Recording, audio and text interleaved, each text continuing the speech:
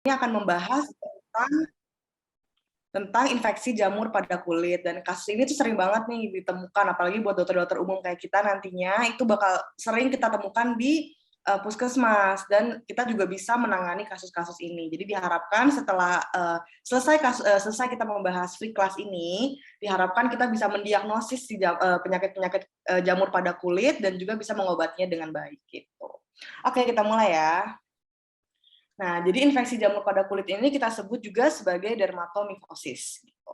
Nah, dia itu dibagi menjadi 3. Jadi sebenarnya dermatomikosis itu dibagi menjadi 3 berdasarkan lapisannya. Yang pertama itu adalah superficial. Jadi kita tahu superficial itu berarti artinya yang di permukaan gitu ya. Nah, biasanya itu kenanya di mana? Biasanya di stratum corneum. Terus bisa dia itu di kuku. Bisa di rambut. Nah, dia tuh seringkali si superficial ini itu adalah infeksi-infeksi yang dermatofita. Nanti kita akan bahas nih, apa sih infeksi-infeksi yang dermatofita dari jamur yang dermatofita, atau kita sebut sebagai penyakit dermatofitosis gitu ya. Jadi dia seringkali karena dermatofita. Jadi kalau misalnya kita pikirkan nih, oh kalau ada infeksi dermatofita, berarti kita kurang lebih tahu nih lokasinya itu di mana sih. Berarti dia kenanya itu di permukaan-permukaan, di stratum corneum kah, di rambut, di kuku gitu ya. Nah, yang kedua itu adalah sukutan. Nah, sukutan itu di mana? Nah, sukutan itu nanti dia masuknya berarti di antara dermis dan juga sukutan di sini ya, kayak gini.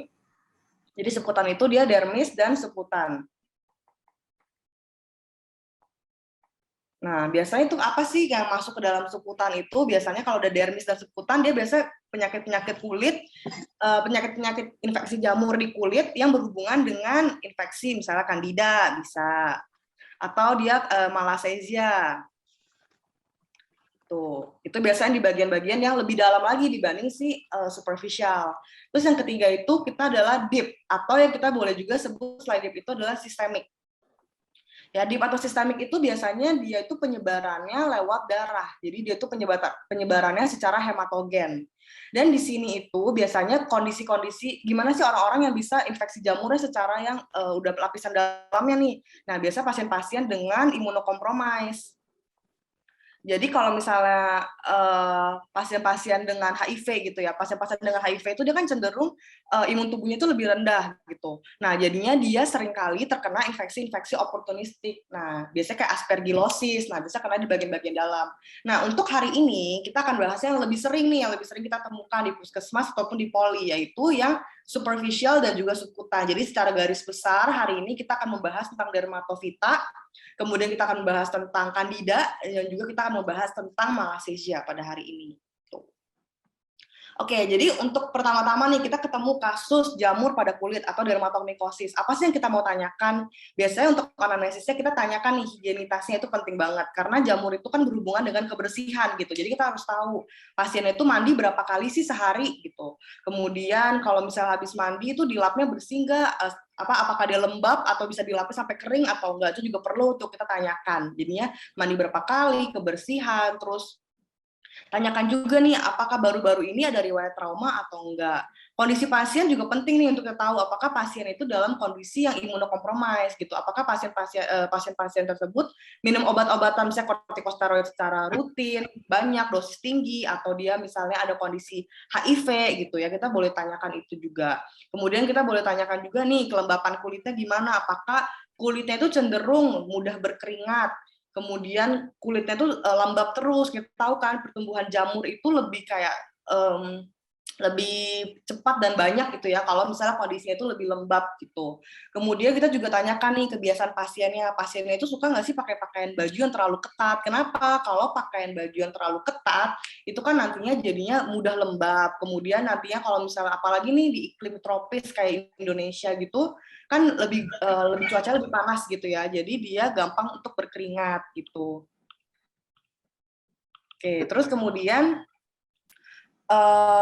mudah berkeringat juga kita pertanyakan ya. Terus kita harus tanyakan juga di keluarganya ada nggak yang sakit serupa. Di sini maksudnya riwayat keluarga itu apakah di keluarga sekitarnya, di keluarga lingkungan teman yang tinggal serumah dengan dia itu ada nggak yang sakit serupa. Karena kita akan tahu nih gimana sih cara penularan dari si jamur ini. Jamur kulit ini gimana sih cara penularnya? Apakah dia itu bisa menular dari orang ke orang atau enggak. Nanti kita akan lihat setelah ini. Kemudian juga obesitas. Obesitas itu biasa kan cenderungnya lipatan tubuhnya itu kayak banyak gitu ya, lipatan tubuhnya banyak, terus jadi lebih lembab, mudah berkeringat, dan jadi dia simpannya di bagian-bagian yang lipatan lipatan tubuhnya tersebut. Kemudian, nah kita juga harus tanya nih, ada kondisi-kondisi imunosupresi atau enggak. Pasiennya ada DM, usia lanjut atau enggak, dan juga harus tanyakan juga nih hewan peliharaan. Karena kita akan lihat juga nanti bahwa si jamur ini tidak hanya menyebar dari orang ke orang, tapi juga bisa nih dari hewan peliharaan. Maka ini salah satu faktor penting yang harus ditanyakan ke pasien. Oke, kita akan masuk yang pertama yaitu dermatofita. Jadi kita akan belajar jamur-jamur dermatofita itu jamur-jamurnya seperti apa sih gitu. Oke, yang pertama, jadi dermatofita itu dibagi menjadi 3 genus besar. Oke, 3 genus besar. Jadi biasanya nanti kita akan lihat di sini, yaitu biasa genus besarnya itu antara 3 ini dengan spesies yang berbeda-beda gitu ya. Yang pertama itu adalah Trichophyton.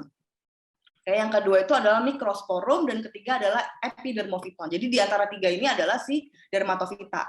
Nah, dermatofita itu bisa kena di mana aja sih sebenarnya? Nah, dermatofita itu sebenarnya bisa kena di mana saja di tubuh kita. Jadi dia bisa kena di rambut, bisa kena di kuku, bisa kena di kulit gitu ya. Tapi prinsipnya cuma satu ya. Prinsipnya satu, dia itu harus ada, dia tuh harus kena di tempat yang ada keratinnya. Ya. Kenapa? Karena dia itu menggunakan si jamur ini, si dermatofita ini menggunakan keratin sebagai sumber nutrisinya. Jadi dia bisa tumbuh dengan baik bila di tempat yang tubuh kita itu punya banyak keratin gitu ya. Jadi kayak di kulit, di kuku, di rambut itu dia bisa tumbuh dengan baik gitu. Jadi dia butuh keratin. Tapi ada tempat di tubuh kita yang tidak ada keratin, yaitu di mana yang kita nggak ada keratin, itu dan di mukosa. Ya. Jadi makanya di si dermatofita ini biasanya tidak bisa tumbuh di mukosa. Jadi semua tempat bisa kecuali di mukosa. Itu aja yang kita perlu ingat. Yang penting tempat yang ada keratin dia bisa tumbuh. Itu si dermatofita. Oke, kemudian sumber infeksinya ada 3 secara garis besar. Yang pertama adalah antropofilik. Nah, antropofilik ini adalah manusia sebagai host. Jadi di sini adalah manusia dapat menularkan ke manusia lainnya. Jadi secara kontak langsung maupun tidak langsung itu bisa menularkan.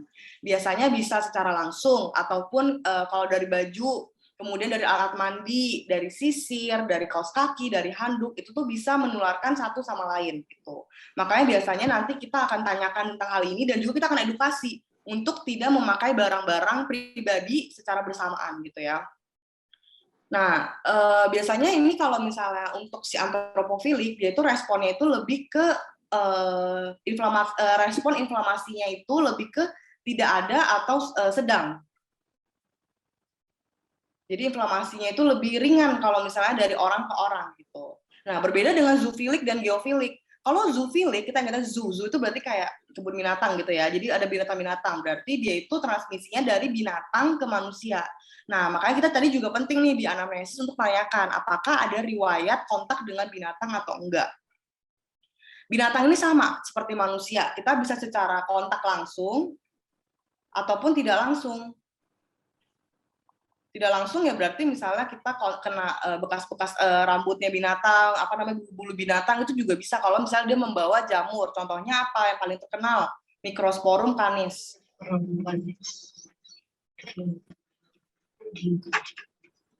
Oke, ini bisa di mute ya. Nah, habis itu kemudian biasanya Microsporum canis yang paling terkenal itu biasanya bisa di kucing ataupun di anjing gitu. Nah, tapi berarti kan kali si antropofilik kita belajar ya, antropofilik itu dia inflamasinya lebih ke tidak ada atau dia ringan gitu. Nah, kalau zoofilik itu biasanya lebih ke akut dan lebih ke intens. Jadi inflamasi itu lebih berat dibanding si antropofilik gitu. Sedangkan yang ketiga si geofilik. Geofilik itu berarti dia kontak dengan tanah gitu ya. Jadi dia kena ke tanah gitu. Nah, ini tuh biasa paling parah. Jadi dibanding si antropofilik sama zoofilik, dia itu respon inflamasinya itu kelihatannya lebih akut gitu, lebih kayak tanda-tanda peradangannya lebih muncul lebih banyak gitu pada si geofilik ini. Oke, nah ini sekarang kita akan belajar ciri-ciri khas dari si dermatofita. Sebenarnya dermatofita ini tanda klinisnya itu sangat variatif. Jadi kita tuh nggak bisa, ada tanda khasnya, tapi tidak bisa menjadikan satu patokan. Jadi bukan satu patonomonik gitu ya untuk dermatokita, karena dia itu sifatnya itu tergantung dari penyebabnya sendiri, dari organismenya sendiri, dan juga lokasi infeksinya. Jadi dia di mana itu lokasinya bisa agak berubah gitu, bentuknya itu bisa berubah gitu. Nah, biasanya kita kenali dengan nama tinea. Jadi kalau dermatofitosis kita kenal dengan nama tinea gitu, depannya tinea, atau si worm gitu ya, arti bahasa Latin dari cacing-cacing. Jadi bentuknya tuh anggapannya kayak cacing gitu, cacing yang melingkar gitu ya. Nah, si tinea ini dia itu sebenarnya gampangnya adalah kalian cuma perlu ngafalin lokasinya di mana. Jadi kalian bisa tahu nih tinea apa gitu ya. Misalnya contohnya lokasinya tuh ada di jenggot gitu ya. Kita bisa sebutnya sebagai tinea barbae. Kemudian kalau di kepala apa namanya? Tinea capitis. Kemudian kalau di badan apa namanya? Namanya adalah tinea corporis ya. Kalau di badan itu tinea corporis. Kemudian kalau di kaki, di tungkai gitu ya. Tungkai itu namanya tinea cruris. Jadi kita yang penting tahu bahasa Latinnya, kita udah bisa nih tahu ini tinea apa namanya gitu. Tinea favosa. Favosa itu juga di kepala. Ini kita akan lihat kayak gimana bentuknya tinea favosa ini sangat khas. Tinea manum berarti dia ada di manus, berarti dia ada di telapak tangan. Kemudian tinea pedis berarti dia ada di kaki gitu ya. Di bagian telapak kaki gitu. Kemudian ini ciri khas dari si tinea. Biasanya kita sering banget nih dengar ini, seperti ini ya gambarnya ya. Biasanya itu dia ada tepi aktif ya. Ini tepi aktifnya kita bisa lihat nih di sini. Pinggirnya itu kelihatannya lebih aktif nih, lebih merah gitu. Dan bagian tengahnya biasanya ada central healing. Ya, ini aku nggak tahu nih, kita ada preklinik di sini, ada yang koas, ada yang mungkin mempersiapkan diri untuk klien PPD, tapi nanti kalau misalnya kalian ketemu kata kunci, misalnya udah ada nih tepi aktif dan bagian tengahnya itu ada central healing, bagian tengah yang lebih pucat gitu, kayak katanya lebih sembuh gitu ya. Nah itu kita udah ciri khas banget nih si tinea. Biasanya itu kan kalau UKM PPD emang kata-kata kunci yang perlu kita lihat. Nah kalau ada tepi aktif dan central healing, biasanya kita langsung kayak mengarah ke tinea gitu. Kemudian ada juga nih kalau dermatofitosis pada rambut kita bisa sebut sebagai piedra, kemudian dermatofitosis pada kuku kita bisa sebut sebagai onychomycosis. Ini cuma istilah-istilah aja yang perlu kita tahu sedikit. Oke, lanjut ya. Sekarang pemeriksaan lanjutan. Jadi pertama itu kita akan anamnesis seperti tadi kita udah kasih tahu, aku udah kasih tahu apa aja yang perlu kita tanyakan gitu ya, anamnesis ke pasien-pasien dengan dermatomikosis. Kemudian gambaran klinisnya kita juga harus lihat gitu. Bentuknya seperti apa sih lesinya? Apakah dia makula, apakah dia papul, apakah dia pustul gitu ya. Kita harus tahu dan lokasinya itu di mana. Apakah di bagian janggut, kemudian apakah dia di bagian badan, di bagian telapak tangan, di kuku, kita harus tahu gitu ya. Kemudian kita akan pemeriksaan lampu Wood. Nah, di sini cukup penting nih untuk pemeriksaan Wood's lamp. Kita bisa lihat ya di sini ya. Nih, di sini contohnya adalah tinea capitis di sini. Oke, kita akan lihat. Nah, cara gampang ngafalinnya gimana sih? Sebenarnya ini kesannya ribet gitu ya, tapi sebenarnya gampangnya adalah rata-rata ya, enggak semua, rata-rata semua yang rata-rata yang mikrosporum itu tuh dia dapat ada hasil dari si Wood's lamp-nya. Jadi ingat aja kalau ada mikrosporum biasanya dia tuh Wood's lamp-nya kuning kehijau-hijauan gitu. Ingat, kalau si trichofiton biasanya kalau kita Wood's lamp itu nggak kelihatan, jadi dia tuh Wood's lamp-nya negatif. Semua yang trichofiton biasanya non, kecuali satu trichofiton ya, trichofiton untuk si tinea favosa ya. Dia bisa warnanya kayak biru ke abu-abuan gitu. Itu doang yang cuma ada trichofiton yang di tinea favosa, dan tinea favosa sebenarnya sangat-sangat jelas. Jadi nanti kalau kalian udah lihat gambarnya habis ini, kalian bisa langsung ingat nih, oh ini tinea favosa tanpa kalian perlu Wood's lamp. Kadang-kadang kan kita di puskesmas tidak tersedia ya fasilitas Wood's lamp. Jadi kita harus bisa mendiagnosis dari klinis, keluhan pasien, dan juga mungkin kita masih bisa KUH, mungkin masih bisa ya kalau misalnya untuk di puskesmas gitu. Jadi ingat aja kalau mikrosporum biasanya ada hasilnya kuning kehijauan. Kalau misalnya trichofiton tidak ada hasilnya kecuali trichofiton pada tinea favosa, yaitu warnanya adalah biru ke abu-abuan.